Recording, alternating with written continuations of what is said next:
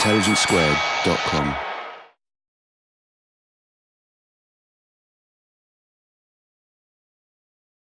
Thank you very much, Edward. Thank you very much, ladies and gentlemen, for being here.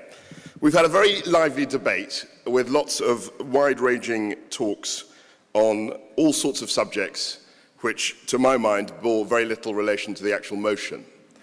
So we had a lovely description of Stoke and the potteries there, and the lovely ceramics, which I'm sure everyone appreciates.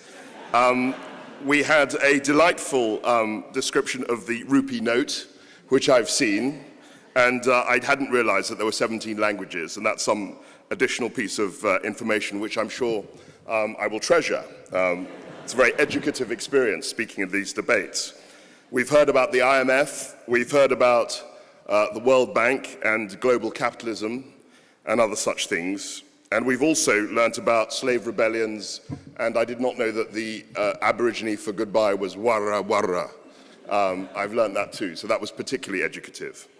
But what I would like to focus the attention of you, ladies and gentlemen, is on the actual motion, is on actually addressing the question, should Britain's former colonies stop blaming the empire for their ills? And clearly the case in the last 30, 40 years of international history shows that the very nature of imperialism itself, the British imperialism, led to difficulties, led to structural imbalances, if you like, which have massive repercussions today and deeply affect the world that we live in. That doesn't mean to say that these countries would have been lands of milk and honey if there hadn't been an empire, but it does mean that some of the problems that we face today as a global community and some of the specific problems that are faced by countries, by places like Kashmir, by Nigeria, by Sudan, and other places, for instance in Iraq and among others, have a direct cause, a direct result of the British imperial experience. And it's not good to say, it's not good enough to say that because Saddam Hussein blamed the British Empire, that means the British Empire was a good thing. Because just because someone says, makes an argument, it doesn't discredit that argument. Saddam Hussein actually nationalized Iraqi oil, and it was as a consequence of our involvement, British involvement in the 1920s, that he had to do that. And so the story of oil in Iraq, which I've written about in my book, is central to the difficulties and the wars, if you like, that we fought there recently. So that's a clear example in which the British imperial experience had a direct consequence today. We also witnessed this year the birth of the Southern Sudan, the Republic of Southern Sudan. Now that country was engaged in pretty much a 55-year civil war against the North in order to establish its independence. Now why did that happen? Why did they feel that they had to fight for their own independence within Sudan and actually break away from that country? Well, that was a direct consequence of British imperial policy in the 1930s, the so-called Southern policy, which meant that the two parts of Sudan, the North and South, were split and run very differently, only for that policy to be reversed in 1946 and for the two parts to be yoked together in a very unstable union. And the consequences of that have been a 55-year civil war on and off. I mean, 55 years continuous fighting is a very long time, so they did take a breather, actually, I think, between 1973 and 1982. But flippancy aside, this was a serious conflict which had direct roots in the British imperial experience. So anyone who reads the papers, the newspapers today, anyone who's traveled around in former colonies will know and have direct experience of the legacies of British imperial rule. Now, I suppose, within the motion, we can come to the notion of blame. And one speaker whose offering I enjoyed very much suggested that, of course, they've stopped blaming Britain because they blame America. And so they've sort of forgotten about the British imperial experience and now have a new enemy, a new target. That's pretty much, in many ways, it's true.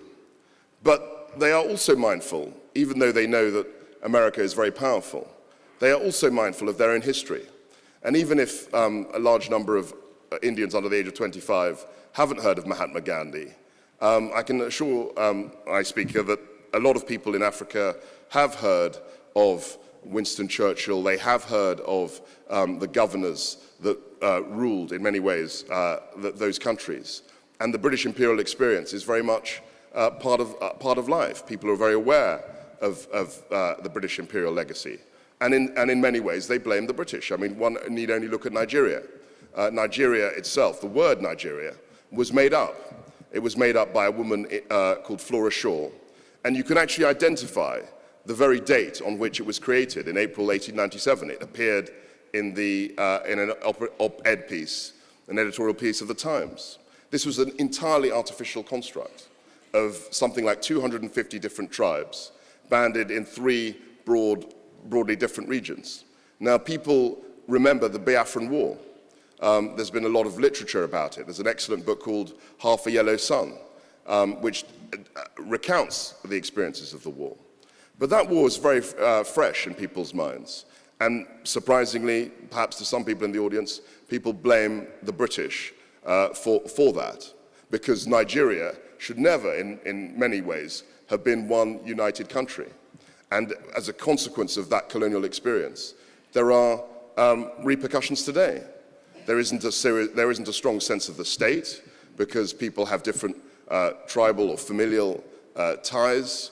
They don't have a particularly strong sense of the probity of public officials, because the state is weak, and people feel that corruption or state employment and gaining money through state employment is a legitimate means to proceed. That's a direct consequence of the creation of this artificial country. So there are lots of examples in the world today. People here are very familiar with global politics, I'm sure. And obviously, it is the case that the British imperial past, the colonial adventure, if you like, directly caused a lot of these structural problems, directly fueled, if you like, a lot of the ethnic hatreds and animosities which divide these countries. And lastly, I would look at Kashmir. Kashmir is probably the country or the tract of land which is most likely to lead to nuclear war. I'm not saying nuclear war is going to happen, but if it does happen, the most likely place where it will break out is over Kashmir.